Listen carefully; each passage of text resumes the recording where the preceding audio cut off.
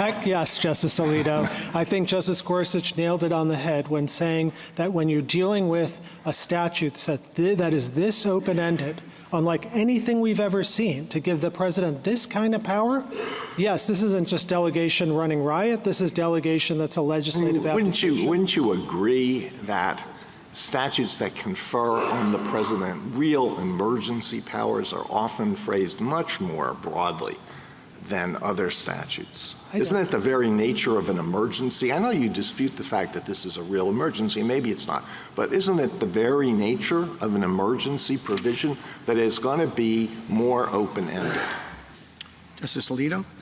You mentioned other tariff provisions that you think would be rendered redundant if we adopted the government's interpretation of IEEPA. One that you didn't mention, which is discussed in an amicus brief, is Section 338 of the Tariff Act of 1930. Why doesn't the plain language of that provision, which does speak specifically about duties, provide a basis for all or virtually all of the tariffs that are at issue here? Yeah, the government's never made that argument, Justice Alito, and I think for very good reason, because it only applies to MFN violations, which are not at issue here. You can only tariff if the president, quote, finds as a fact that a country satisfies two conditions, including that it discriminates against the United States. There are also a host of other reasons why Section 338 may have lapsed, and that's why no president has ever used it. But look, what is the argument that it's lapsed? It's regrettable. I mean, we put this case on a very expedited schedule, and therefore there are limitations on what and the parties' ability to answer each other's arguments or arguments that are made by amici.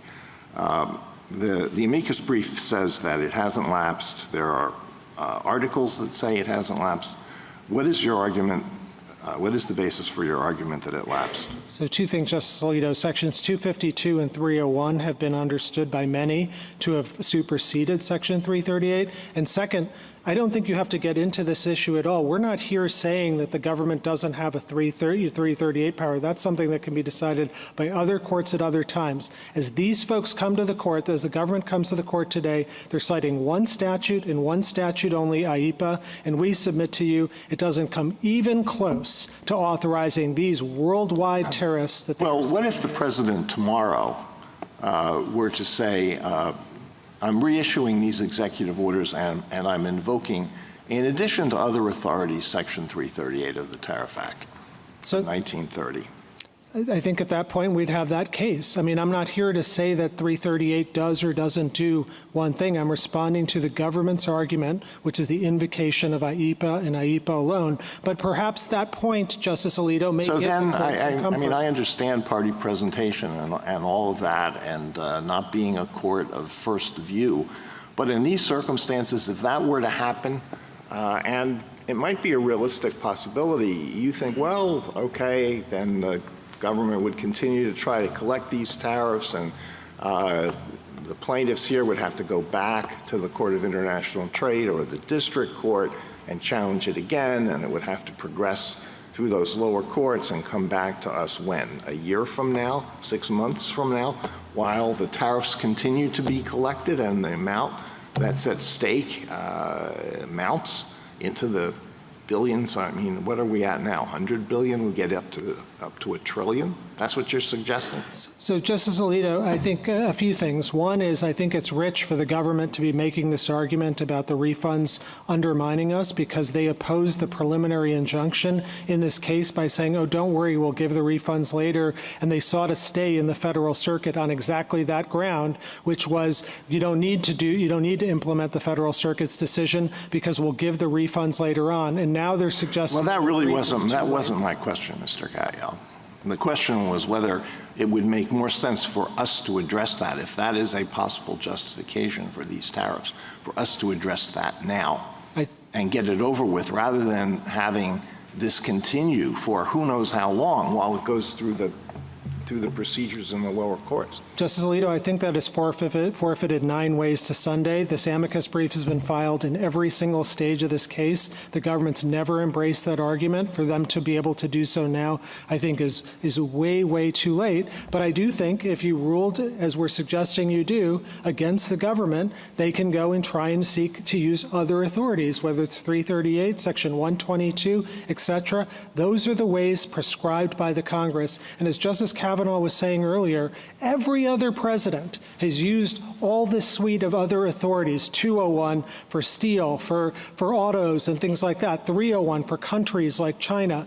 This president has come along and said something different, and with all due respect, we don't think IEEPA allows him to do this junking of the worldwide tariff architecture. And what was the view, what were the views of President Trump's immediate predecessors on the question of imposing tariffs or allowing free trade? What was their policy view on that question? There's been a variety of different views about that, but you know, the executive order, my friend said, well, prior presidents had no occasion to use the tariff power, which is belied by the very executive order he's defending here, which says that the trade deficits have been large and persistent every single quarter since 1976. And we've had trade wars. President Reagan initiated different ones and the use of different authorities, but never once did a president try and seek IEEPA as the basis to rewrite the entire tariff code. I found it interesting to hear you make the non-delegation argument, Mr. Katyal. I wonder if you ever thought that your legacy as a constitutional advocate would be the man who revived the non-delegation argument. Heck yes, Justice Alito. I think Justice Gorsuch nailed it on the head when saying that when you're dealing with a statute that is this open-ended, unlike anything we've ever seen, to give the president this kind of power, yes, this isn't just delegation running riot. This is delegation that's a legislative application. Wouldn't you agree that statutes that confer on the president real emergency powers are often phrased much more broadly than other statutes? Isn't it the very nature of an emergency? I know you dispute the fact that this is a real emergency. Maybe it's not. But isn't it the very nature of an emergency provision that is going to be more open-ended? So, Justice Alito, we think it actually cuts the other way. As I was saying earlier, that's what Justice Jackson said. And, you already confronted that in Dames and Moore and said it's not that open-ended, even though it's an emergency. And by the way, other emergency statutes have very serious limits. Section 122 is literally about President Nixon's proclamation of an emergency. That's what it's about, and it's limited 15%, 150 days. I mean, what about the authorization for the use of military force in 2001, which gave the president the power to use all appropriate force? Now, that's pretty open-ended. Would you apply the same non-delegation argument there that you do here? Of course not, because there you have shared powers between the president and Article 1 and Article 2 powers. That's what I was saying. Well, it gets into the question of whether it was delegated or not. What was the scope of the delegation? Absolutely, but there, it's military. There's a whole unique history behind that. But here you're talking about something that is exclusively committed to Congress in Article 1.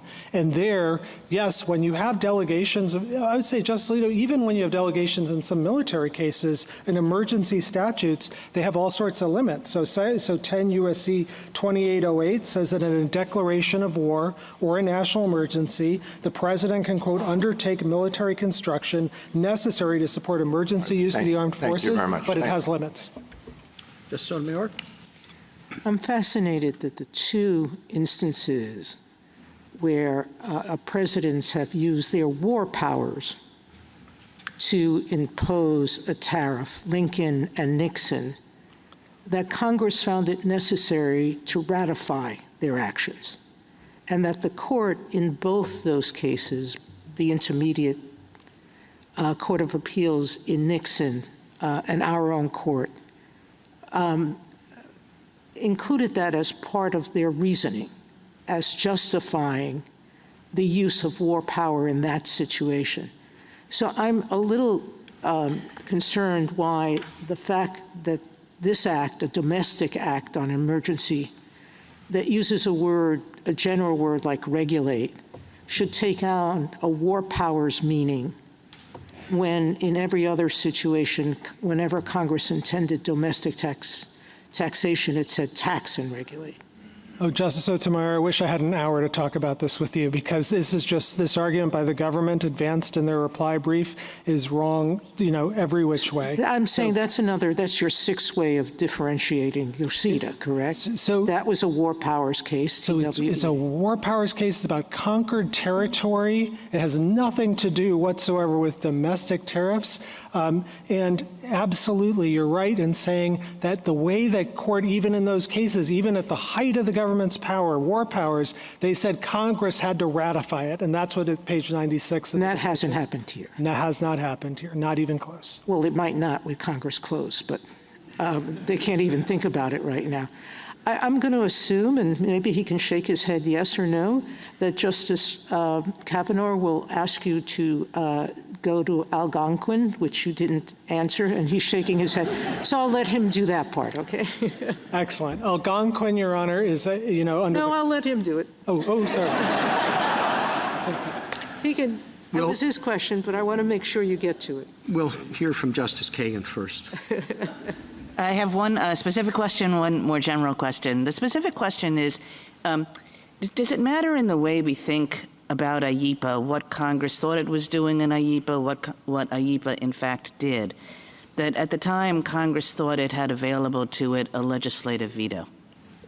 I do think it's relevant, at least for delegation purposes, because, as this case comes to the court, the one check that was in there, the so-called compromise, is a legislative veto which now no longer exists. And that's why I said to Justice Alito, this statute now looks unlike any other statute with respect to I guess I'm wondering whether, though, it cuts against you as well, that Congress thought it had a legislative veto, so didn't put in a variety of checks that it might have put in had it not thought it had a legislative veto. And, that's just tough luck on Congress now. Yeah, I don't think so. I mean, Justice Kagan, I think it's a very tough common sense argument to make, because every single delegation of tariff power statute from Congress to the president always has limits, and including, Section 122 passed just right before IEEPA had, in the case of the exact problem that this executive order is dealing with, large and serious trade deficits, it said the way to deal with it is 15%, 150 days. The idea that 3 years later they just said, oh no, junk the rule book, I think is very difficult, and no Congress, I think, would rely just on the legislative veto for such a thing of such momentous importance. As you said to my colleague earlier, why would any president look to all of the different tariff statutes in Title 19 if you can just IEEPA them all, French Revolution them all? General Sauer rests a lot on the president's inherent authority.